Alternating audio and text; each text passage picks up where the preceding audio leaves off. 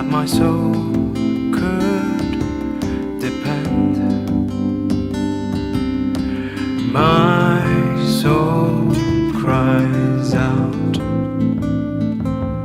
for your presence in here. This very hour, for your presence in here. In His name I find, in His name I find, in His name I find the peace I seek. In His name I find, in His name I find, in His name I find the joy I seek.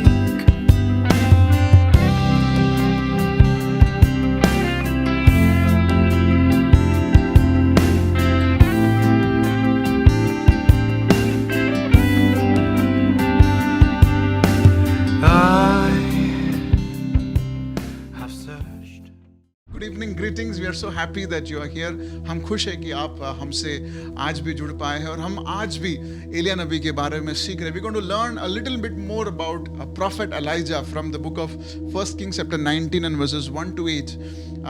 We are inviting your attention towards this so that you understand that this great man of God is a perfect example of how we can demonstrate the love of Christ. आइए हम अपना ध्यान पहला राजा 19वां अध्याय, उसका पहले अध्याय से वाक्य से लेकर 8वें अध्याय में. तो हम यहाँ पर एक नबी के बारे में सीख रहे हैं. We are learning about a prophet who rained fire from heaven.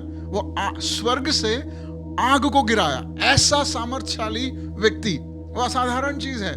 वो साधारण लोगों से नहीं हो सकता, क्योंकि हम देखते हैं 18 अध्याय में we saw how numerous prophets of Baal, they prayed and they did everything possible so that fire can come down. वो हमने देखा 18 अध्याय में कि कैसे अनेक बाल देवता के पुजारी जो है वो प्रार्थना कर रहे हैं अपने भगवान को कि वो स्वर्ग से आग उतारे, और वो नहीं हुआ. फिर परमेश्वर के दास एलिया नबी आता है और वो प्रार्थना करता है और ये कहता है कि परमेश्वर तुझे आग को भेजना होगा. और ऐसे ही बात करते हम देखते हैं कैसे स्वर्ग से आग को लेके आया. ऐसा सामर्थ्यशाली परमेश्वर और ऐसा सामर्थ काम करने वाला एलिया नबी के बारे में जेम्स पुस्तक में ऐसा लिखा है 5वें अध्याय के 17वें वाक्य में कि वो हमारे जैसा था. He was a man like us. हम जैसा साधारण व्यक्ति था. ऐसा असाधारण चीज करने वाले उस व्यक्ति के बारे में बाइबल कहती है कि he was a man like us. He was perfectly like me and you. हम जैसा था. तो हमारे लिए आशा की बात है कि अगर एलिया नबी हम जैसा साधारण व्यक्ति है, तो एलिया जब नबी ने जो भी परमेश्वर के नाम पे किया या परमेश्वर के सामर्थ को पाकर किया, वो हम भी कर सकते हैं. आमीन. ये बात हमें आज पूरी तरह से ठान लेना है कि मेरा परमेश्वर जो एलिया नबी का परमेश्वर है वो मेरा भी परमेश्वर है. अगर एलिया नबी द्वारा परमेश्वर ने अलौकिक बातें किया है, असाधारण चीजों को किया है, मेरे जीवन से भी, मेरे प्रार्थना से भी, मेरे शब्दों से भी परमेश्वर अलौकिक और असाधारण चीजें करेगा. आमीन. कितने लोग विश्वास करते हैं हमारा परमेश्वर जो एलिया नबी का परमेश्वर है वो लिजन का भी परमेश्वर है? आप खुद से बोलिए, पर्सनलाइज दिस गॉड आपके जीवन में. जैसे हम हमारे पुस्तक को पर्सनलाइज करते हैं. किसी ने हमें एक तोहफा दिया, एक पुस्तक दिया, तो हम उसको हमारे सबसे प्यारे पेन से नाम लिखते हैं, हम उसे अपना बना लेते हैं और हमें पता चलता है कि हमारा बुक कौन सा है और हमारे पड़ोसी का बुक कौन सा है. क्यों? क्योंकि हम उसे पर्सनलाइज करते हैं. उसी तरह हमारे परमेश्वर को भी हम पर्सनलाइज करना है. मेरा परमेश्वर, मेरा खुद का परमेश्वर. Make him your own God. और इस नबी के बारे में जब जेम्स कहता है कि वो हमारे जैसा व्यक्ति है, तो बाइबल जो है एकदम सच्चा है. बाइबल एकदम ट्रांसपेरेंट है. आपने 17-18 अध्याय में ऐसे नबी को देखा जो स्वर्ग से आग को उतार रहा है, लेकिन 19 अध्याय के पहले वाक्य से लेकर 8वें वाक्य तक हम एक नबी को देखते हैं जो डरा हुआ है. एक नबी को देखते हैं, वही नबी जो इतने बड़े बड़े कार्य किया है, जो कि वो मेरे और आपके जैसा है, डरा हुआ है. कितने लोगों को डर लगता है? यानी कि कविराज को बिल्कुल डर नहीं लगता और अजय ब्रदर को भी बिल्कुल डर नहीं लगता है, आमेन। लेकिन मुझे कभी कभी डर लगता है। जब ऊंची ऊंची इमारत पर खड़े होते हैं तो नीचे देखने को थोड़ा डर लगता है। और मेरे साथ जो बैठता है गाड़ी चलाते वक्त, उनको डर लगता है कि हमारी एक्सीडेंट भी हो सकती है। तो डर सबको लगता है। ये I think this is a tagline. डर सबको लगता है। एलिया नबी को भी डर लगा और बाइबल की खूबी देखिए, वो छुपा नहीं रहा।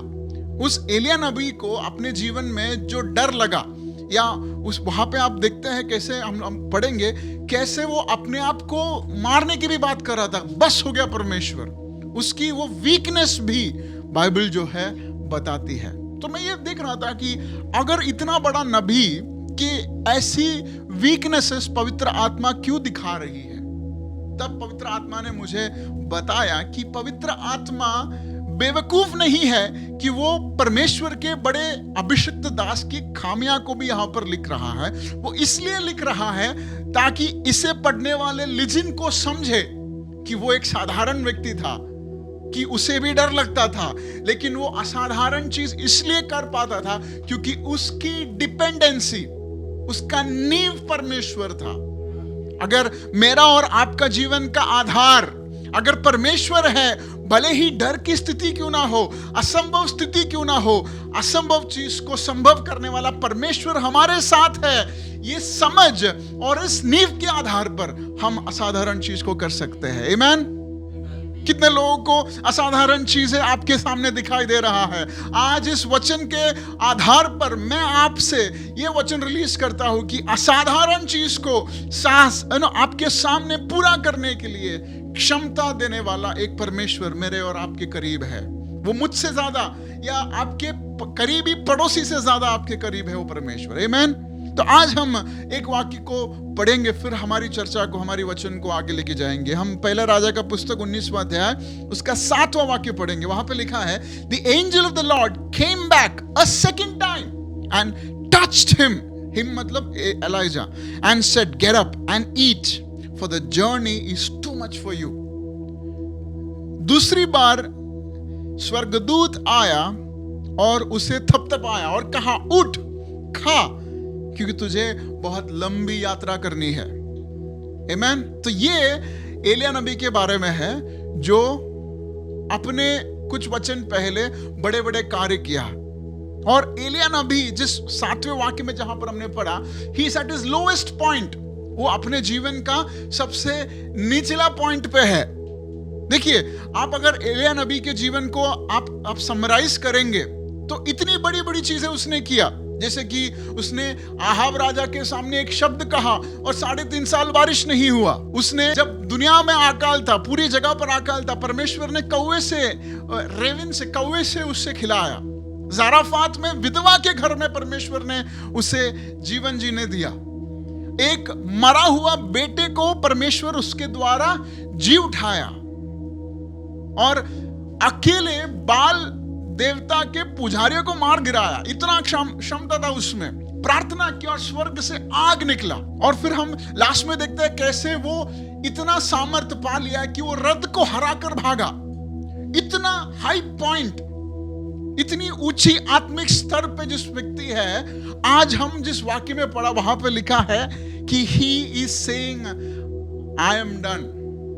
उसका 4वां वाक्य हम पढ़ते हैं, इंग्लिश में लिखा है, take my life, I am no better than my ancestors. 5वां वाक्य, then he lay down under the bush and fell asleep।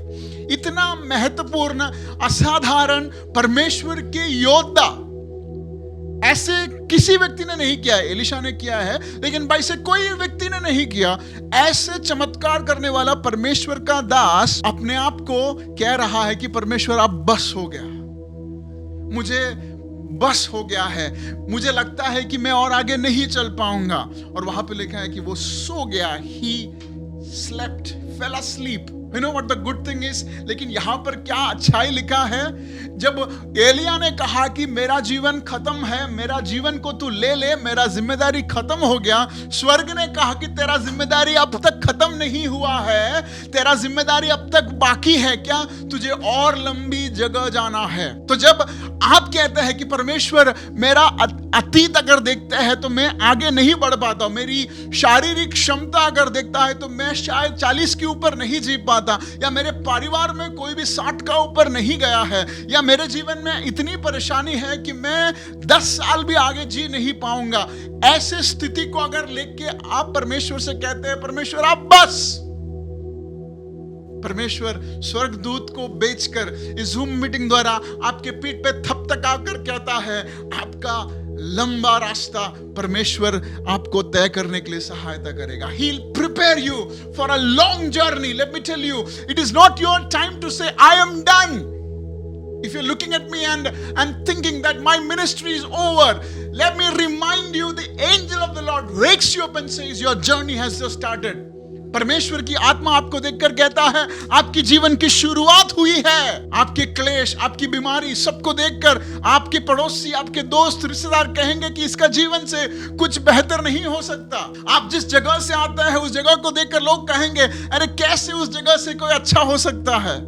आपकी एजुकेशन को देखकर शायद लोग कहेंगे कि कैसे ये बेहतरीन कर सकता है। लेकिन परमेश्वर का दूत आज जूम मीटिंग द्वारा आपसे कह रहा है, आपको थपथका कर कह रहा है आपकी जीवन का खात्मा नहीं हुआ है। Your season is starting. See, the best part about our God is, irrespective of what Elijah thought about him, God said, it's not done till I say it's done. जब तक परमेश्वर नहीं कहता कि ये खत्म नहीं हुआ है, तब तक हम खत्म नहीं होते हैं। जब तक परमेश्वर गिव अप नहीं करता, तब तक हमारा जीवन आगे बढ़ता है। वहां पे पहला बार जब एलिया नबी को पता चलता है, एलिया नबी को क्यों पता चलता है कि उसकी जीवन खतरे पे है, हम जरा पढ़ेंगे 19 अध्याय का पहला वाक्य। उसके बारे में लिखा है, Now Ahab told Jezebel everything Elijah has done and how he had killed the prophets with the sword. तो जब एलिया नबी ने आग बरसाई और बाल के कई सारे पुजारियों को मार गिराया, तो जेसेबेल जो थी आहाब राजा की वाइफ, जो उस राज्य की रानी थी, उसने ये ठान लिया कि जिस तरह एलिया नबी ने सारे पुजारियों को मार गिराया, उसी तरह मैं भी इस एलिया नबी को मार दूंगा। और उसने संदेश पहुंचाया उस एलिया नबी को। She sent a message to Elijah. और तीसरा वाक्य जरा पढ़िए, Elijah was afraid. वहां पे लिखा है एलिया नबी जो है वो घबराया। He ran for his life. वो अपने जीवन के लिए भागा। हमने 18 अध्याय के आखिरी में लिखा कि वो कैसे परमेश्वर का सामर्थ पाकर भागा, लेकिन यहां पर वो भाग रहा है अपने जीवन से। Elijah was afraid, ran for his life. और एक जगह पर पहुंचा, बर्शेबा नामक जगह पर पहुंचा, वहां पे उसने अपने दास को छोड़ दिया और अकेले और एक दिन का दूर रास्ता किया और वहां पे सो गया।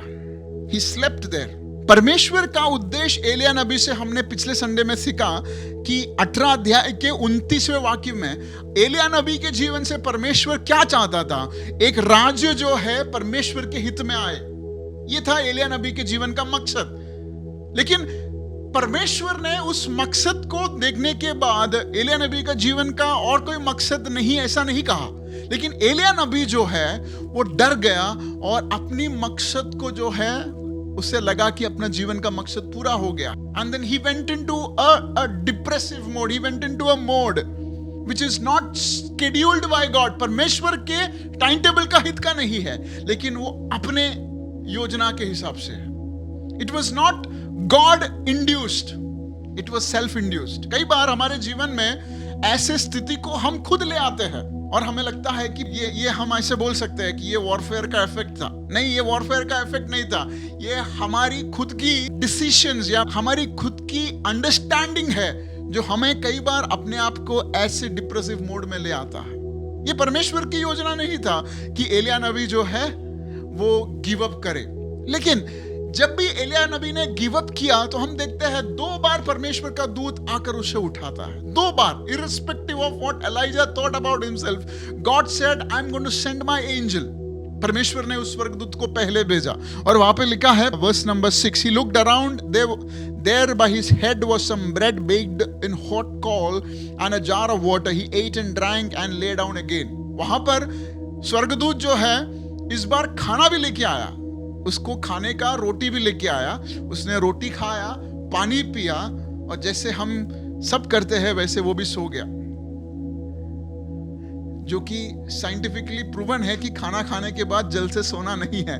लेकिन एलिया नबी जो है वो खाना खाते ही फिर से सो गया, और वहां पे लिखा है स्वर्गदूत चला गया और स्वर्गदूत फिर से आता है, वर्स नंबर 7 जो हमने पढ़ा। और इस बार स्वर्गदूत कहता है नहीं, अभी सिर्फ खाना ही नहीं खाना है, गेट अप, और एक निर्देशन भी देता है। और 8वां वाक्य, so he got up, ate and drank, strengthened by that food, he traveled 40 days and 40 nights. ये है एलिया नबी। और ये एलिया नबी के बारे में बाइबल कहता है कि वो हमारे जैसा है। एक रोटी और एक पानी पीने के बाद हम देखते हैं कि वो 40 दिन और 40 रात कंटिन्यूअस होरेब की ओर, परमेश्वर की माउंटेन जिसे कहा गया होरेब, उस होरेब पर्वत की ओर वो जाता है। तो यहां पे हम जो पढ़ा है वो क्या है, एलिया नबी के लोएस्ट पॉइंट के बारे में हम पढ़ रहे हैं। वो परमेश्वर के दास जो ऐसी बातें किया है जो साधारण लोग से असंभव है, अब वो डरा हुआ है, अब वो कह रहा है कि मेरी जीवन तू ले ले। लेकिन स्वर्गदूत और स्वर्ग उस नबी के ऊपर गिव अप नहीं करता है, क्योंकि उसके एक अलग जिम्मेदारी है। उस जिम्मेदारी के बारे में हम अगले हफ्ते सीखेंगे। लेकिन आज हम एक इंपॉर्टेंट सा पॉइंट सीखेंगे जिसके बारे में आगे का कुछ 10 या 20 मिनट में आपसे एक बात करना चाहूंगा। वो है क्यों एलिया नबी डरा। Why did an amazing, powerful, mightily used by God, man of God, got scared? And the prime reason was Jezebel. उस सबसे महत्वपूर्ण बात यह है कि ऐसा अलौकिक एक परमेश्वर का दास क्यों डरा, और उसका एक मेन रीजन है, बाइबल कहती है जेसेबेल। वो कौन थी? वो एक रानी थी। तो यहां पर आप देखते हैं 19 अध्याय के पहले वाक्य में हम देखते हैं आहाब राजा ने जेसेबेल को सारी बातें बताई।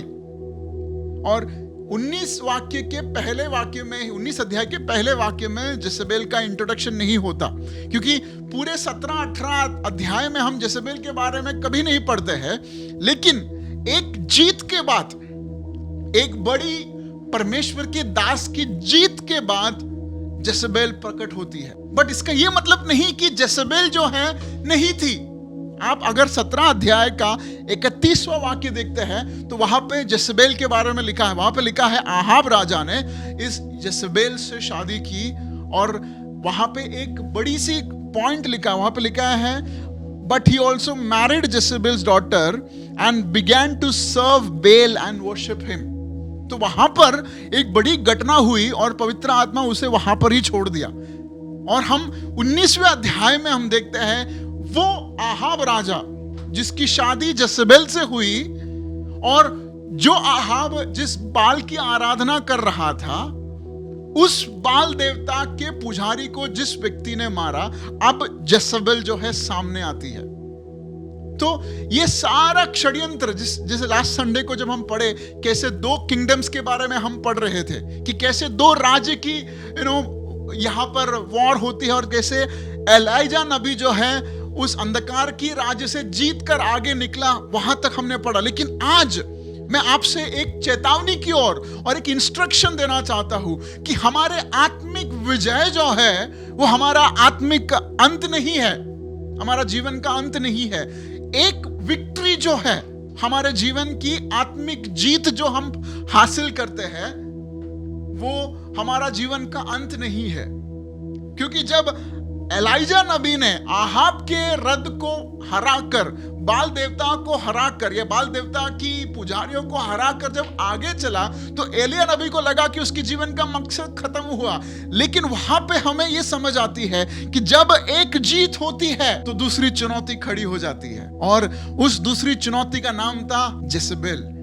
और ये जेसेबेल जो है वो इतना स्ट्रांग और इतनी ताकतवर थी कि उसने ऐसे एक परमेश्वर के दास को तक चुनौती पे डाला। तो मतलब ये समझना बहुत जरूरी है कि क्या ये जसेबेल की आत्मा या ये जसेबेल अब भी है।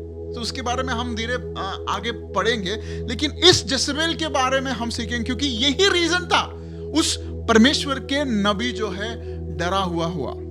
The reason why he hid himself. कई परमेश्वर के दास अब भी अपने आप को मिनिस्ट्री से अलग इसलिए करते हैं, अपने आप को परमेश्वर से दूर इसलिए करते हैं, they are been haunted and taunted by the spirit of Jezebel. और इसलिए परमेश्वर की आत्मा ने ये वीकनेसेस को, एलिया नबी के इस वीकनेसेस को हमें बताया ताकि हम समझ पाए, क्योंकि वी आर ऑल प्रॉफिट्स। और जेम्स में हमने पढ़ा कि कैसे कहा है कि ये हम जैसे साधारण व्यक्ति है। अगर एलिया नबी जो साधारण था, उसे अगर जसेबेल की आत्मा ने डराया, तो मुझे और आपको भी ये spirit of Jezebel can haunt and taunt and derail us from our destiny, derail us from our purpose, and this is a warning.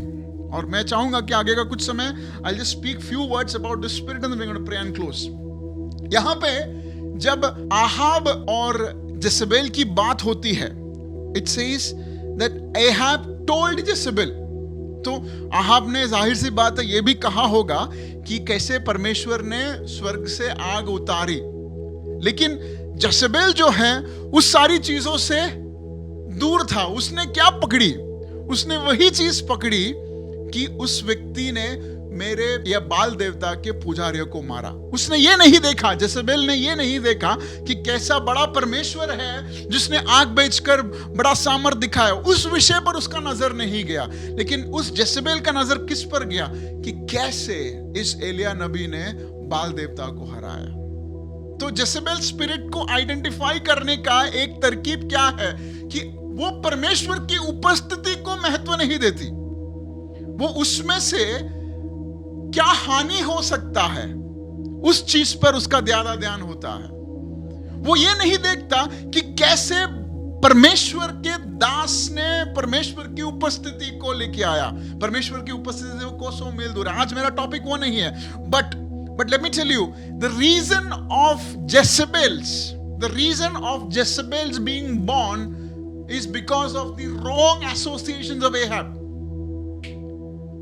जेसेबेल इसलिए आई क्योंकि आहाब राजा ने एक गलत एसोसिएशन लेके आया। देखिए, हमारे जीवन में भी ऐसी दुर्घटना इसलिए होता है क्योंकि हमारा व्यवहार जो है गलत लोगों से पड़ जाते हैं। Our association is with people that we are not supposed to mingle with. Here Ahab married, और जब शादी की बात आती है तो हमें बहुत ही ध्यान देना है, क्योंकि शादी केवल एक लड़की से हमारा नाता नहीं होता। It is a cultural exchange. वहां पे लिखा है कि शादी तो हुई, लेकिन ना केवल शादी पर उसके परमेश्वर आहाब का परमेश्वर बन गया। So it is an divine exchange.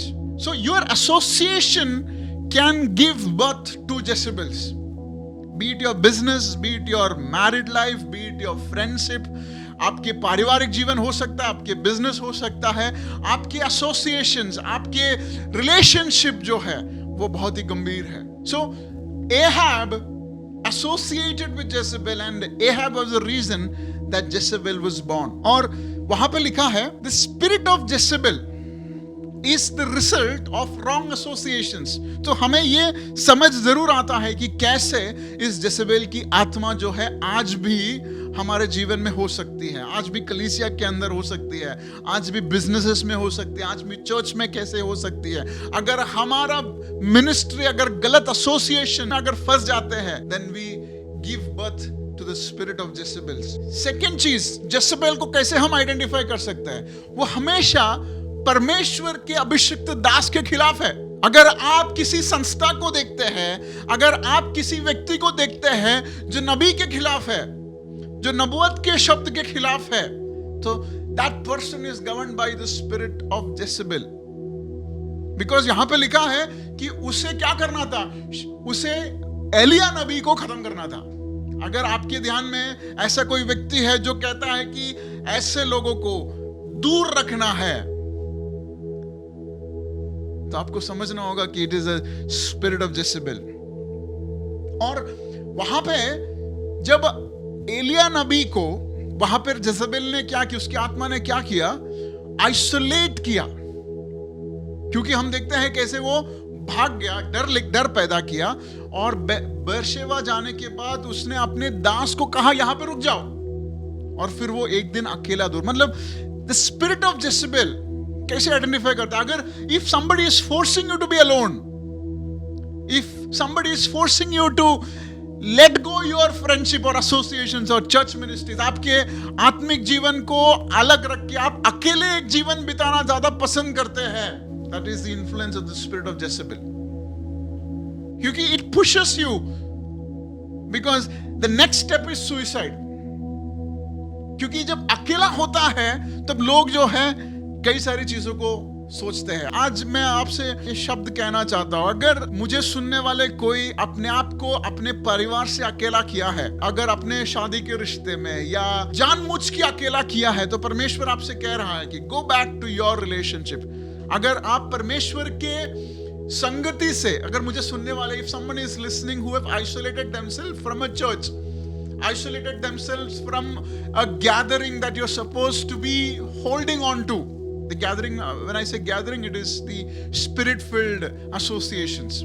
If you have secluded yourself from that and say that I am all alone good and I can do it all by myself, let me tell you, you are governed by the spirit of Jezebel, and that will lead you to destruction. This message is a reminder that an angel is trying to wake you up from your loneliness and isolation. आपके अकेलेपन, आपकी isolation में परमेश्वर आपको आज उठा रहा है, and is reminding you like an angel and is saying that it is time for you to get back to your association. The spirit of Jezebel brings isolation.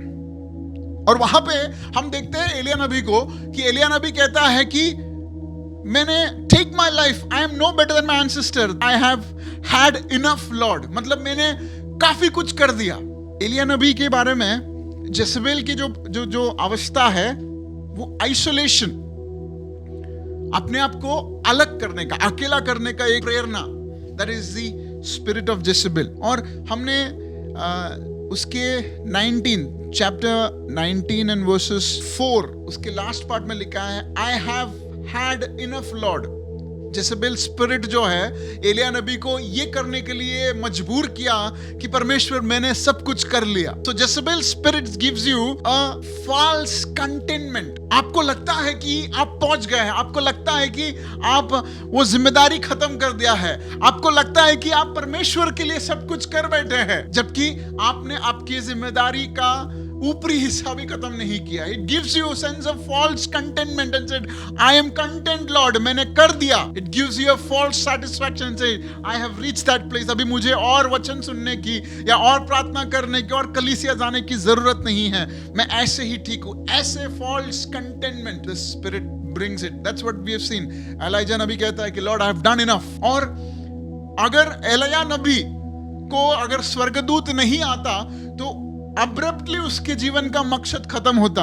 The spirit of Jezebel brings in destructive and abrupt disengagement from your purpose.